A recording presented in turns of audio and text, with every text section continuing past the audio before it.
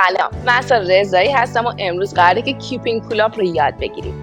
از این مدل بارفیکس زدن بیشتر توی کراسفیت استفاده میشه که با یه مدل تاپ خوردن خاص چونمون رو به بالای میله میرسونیم. شاید تو نگاه اول فکر کنی که اینجوری بارفیکس زدن زرنگیه و کاری نداره، اما اینجوری نیست و این مدل تاپ خوردن که بهش کیپ سوینگ میگیم خیلی تکنیکیه. به همین دلیل توی این ویدیو تو 4 تا مرحله اول یاد میگیریم که چطوری این کیپ سوینگ رو اجرا کنیم و تو مرحله پنجم و آخری یاد میگیریم که چطور از این تاپ خوردن برای بارفیکس زدن استفاده کنیم.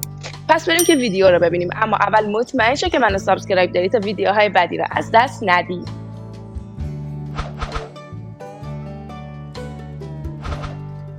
توی اولین قدم باید بتونی که 2 تا حرکت هالو راک یا شکم قایقی و سوپرمن رو اجرا کنی. برای حرکت اول که بهش هالو راک میگیم رو زمین دراز میکشیم، پاها صاف و دستا هم بالای سرمونه.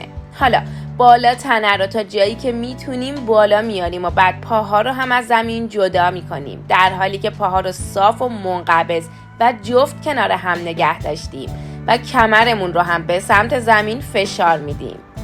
10 الی 20 ثانیه توی این حالت میمونیم و 5 راند تکرارش میکنیم. خیلی مهمه که بتونی توی این زمان کل بدنت رو منقبض نگه داری و فشار و تنشن رو روی مرکز بدن و شکمت احساس میکنی. واسه حرکت سوپرمن هم رو شکم دراز میکشی و دوباره مثل قبل بالا تنه و دست ها رو تا جایی که میتونی بالا میاری و بعد پاها رو هم بهش اضافه میکنی، در حالی که پاها جفت و منقبض کنار همه و دوباره برای 10 تا 20 ثانیه توی این حالت میمونی. مثل قبل باید بتونی که تو این زمان کل بدنت رو منقبض نگه داری و مطمئن شی که باسنت هم منقبضه و فشار و تنشن رو روی کمرت احساس میکنی. تو مرحله دوم 2 تا حرکت سوپرمن و هالو راکی که یاد گرفتیم و به همدیگه وصل میکنیم، یعنی از حالت هالو راک شروع میکنیم و همینجوری که انقباض بدن رو حفظ کردیم میچرخیم و توی حالت سوپرمن قرار میگیریم و یکم مکس میکنیم و دوباره برعکس. این کار رو برای 3 تا 5 بار تکرار میکنیم و در حال این کار رو انجام میدیم که منقبض موندن تمام بدن، صاف نگه داشتن پاها و همه نکاتی که تو مرحله قبل گفتم و رعایت میکنی.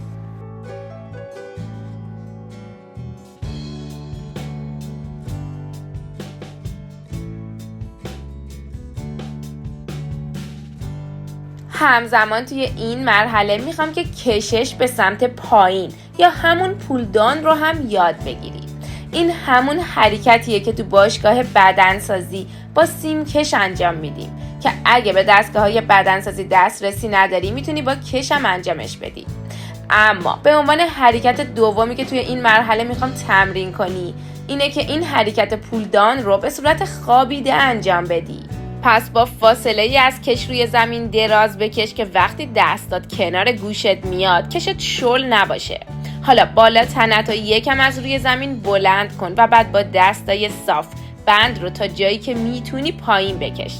سعی کن که مسیر برگشت رو یکم آروم و با کنترل انجام بدی. خوبی این استایل اینه که از پاهات نمیتونی استفاده کنی و همینطور مکانیزم مشابهی داره با وقتی که میخوای این حرکت رو میله بارفیکس انجام بدی. پس سعی کن که تو همین حالت هم بدنت منقبض باشه و هدف از انجام این حرکت اینه که با دستای صاف بند رو پایین بکشی. 3 تا ست و 8 تا 12 تا تکرار این حرکت رو اجرا کن و هر وقت تو اون حرکت اول فیکس شدی و تونستی که انقباض بدنت رو موقع چرخش حفظ کنی و برای 3 تا 5 تا تکرار اجراش کردی، وارد مرحله بعدی میشیم. دقیقاً شبیه چیزی که رو زمین تمرین کردیم، از بارفیکس آویزون میشیم و تو حالت هالو قرار میگیریم. واسه این کار باید سعی کنی تا با دستات میله رو به سمت پایین بکشی. دقیقاً شبیه چیزی که با کش به صورت خوابیده تمرین کردیم. وقتی بتونی با دستای صاف میله رو به سمت پایین بکشی، شونه‌هات یکم از میله عقب‌تر میره و با نگه داشتن پات یکم جلوتر از میله منقبض و صاف تو حالت هالو قرار میگیری که باید برای شروع به تاپ خوردن اول توی این استایل قرار بگیریم. 10 تا 20 ثانیه توی این حالت بمون و برای 5 تا 3 تکرارش کن. اما برای تولید انرژی واسه تاپ خوردن و اجرای کیپ سوینگمون باید بعد از هالو توی حالت قوس بریم که بهش آرک میگن. هرچی بتونی بعد از هالو قوس یا همون آرک قوی تری داشته باشی میتونی دوباره پرقدرت تر به حالت هالو برگردی و این بهت یه انرژی خوب میده تا بتونی بارفیکس رو راحت تر اجرا کنی.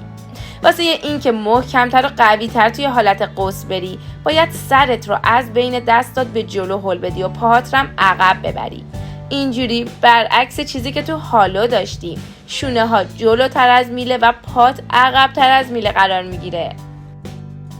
میتونی اول هالو و آرک رو یک تکرار انجام بدی.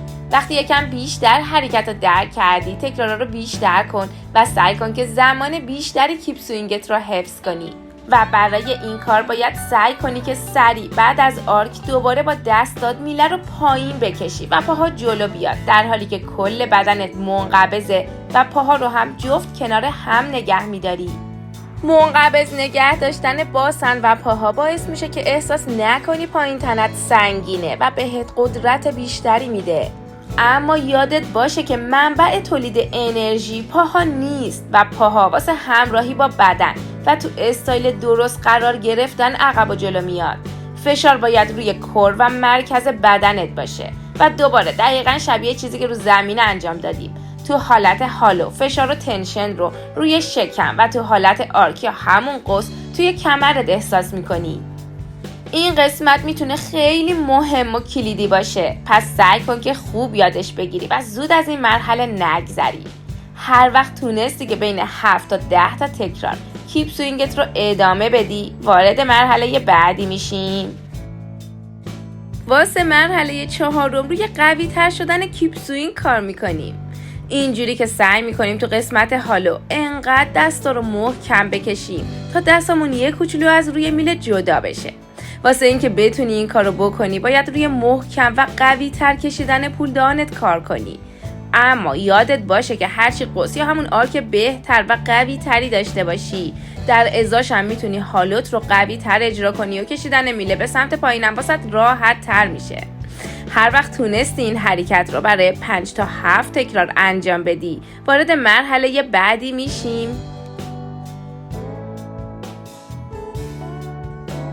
تو مرحله 5 و آخر به اجرای کامل کیپینگ پولاب میرسیم. اگه میتونی بارفیکس قدرتی بزنی این قسمت خیلی برات سخت نیست و فقط کافیه که بعد یک کیپینگ خوب شروع به خم کردن آرنج و بالا کشیدن بدنت کنی. پاهات هم مثل استایل هالو یکم جلوتر از میله میمونه و سعی میکنی که چونت رو به بالای میله برسونی. موقع برگشتن با هل دادن میله به سمت جلو و دور کردن خودت از میله میتونی دوباره تو حالت قوس قرار بگیری.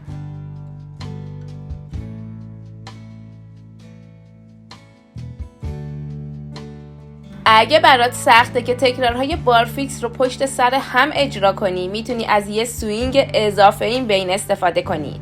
اما اگه این مشکل رو داری پس احتمالاً داری بعد اجرای پولاب صاف و نزدیک به میله پایین میای و واسه درست کردن این مشکل میتونی روی هل دادن میله به سمت جلو و دور کردن خودت از میله موقع پایین اومدن تمرکز کنی. این دور کردن خودت از میله باعث میشه که موقع پایین اومدن توی استایل هالو قرار بگیری و اینجوری به محض اینکه دستات صاف شد میتونی توی قوس بری و کیپ سوینگت خراب نمیشه. اگه هم قدرت کافی برای بالا کشیدن خودت نداری به عنوان راه حل اول میتونی تا هر جا که میتونی آرنجتو خم کنی و همین حرکت رو به عنوان پولاب تمرین کنی. اگه تمرینات پایین کشیدن میله با دست صاف یا همون پول داون که جلوتر برات گفتم رو کنار همین پولاپت تمرین کنی به مرور زمان و قوی تر شدن عضلات لتت میتونی بیشتر میله رو پایین بکشی، در نتیجه سوینگ قوی تر و پولاپ کامل تری رو اجرا کنی. به عنوان راه حل دوم میتونی از 2 تا کش استفاده کنی تا هم بتونی بارفیکست رو تو دامنه یه حرکتی کامل بزنی و هم کش جلوی صورتت نیاد و سوینگتو خراب نکنه. بعد به مرور زمان با نازکتر کردن کشا میتونی کمکی که از کش میگیری رو کمتر کنی یا همینطور با گذاشتن یه پا داخل کش به جای 2 پا بازم کمک کش رو یکم کمتر میکنی. به عنوان راه حل سوم و آخر میتونیم یکم استایلمون رو از پرفکت و حرفه‌ای بودن خارج کنیم و از باسن و پاهامون کمک بیشتری بگیریم تا بتونیم چونمون رو به بالای میله برسونیم.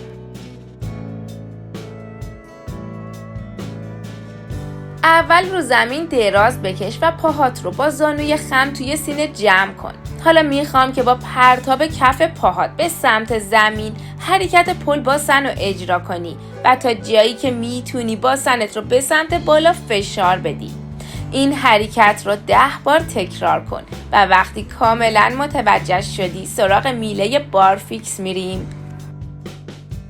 حالا بارفیکس آویزون میشیم و کیپ سوینگ رو مثل قبل اجرا میکنیم، اما با این تفاوت که تو استایل هالو پاها رو با زانوی خم بالا میاریم. بعد از چند تا کیپ سوینگ با زانوی خم دقیقاً کاری که رو زمین انجام دادیم و اینجا تکرار میکنیم. یعنی کف پا رو به عقب پرتاب میکنیم و باسن رو تا جایی که بتونیم بالا میاریم. همزمان هم پولدان رو انجام میدیم و میله رو به سمت پایین میکشیم در حالی که داریم آرنجا رو برای رسیدن چونه به بالای میله خم میکنیم. ادامه مسیرم مثل قبله و برای اینکه بتونی دوباره تو مسیر کیپ سوینگت برگردی باید موقع پایین اومدن میله رو فشار بدی و خودت رو از میله دور کنی. این روش به قدرت کمتری برای بارفیکس زدن نیاز داره، اما استایل حرفه‌ای نیست و باید بعد اینکه زورت بیشتر شد پاهات رو صاف و منقبض کنار هم نگه داری. و دوباره تکرار میکنم که یادت باشه منقبض نگه داشتن کل بدن به خصوص باسن و پاها موقع سوینگ باعث میشه که پاهات رو سبکتر احساس کنی و بتونی که کیپ سوینگای قوی تری بزنی.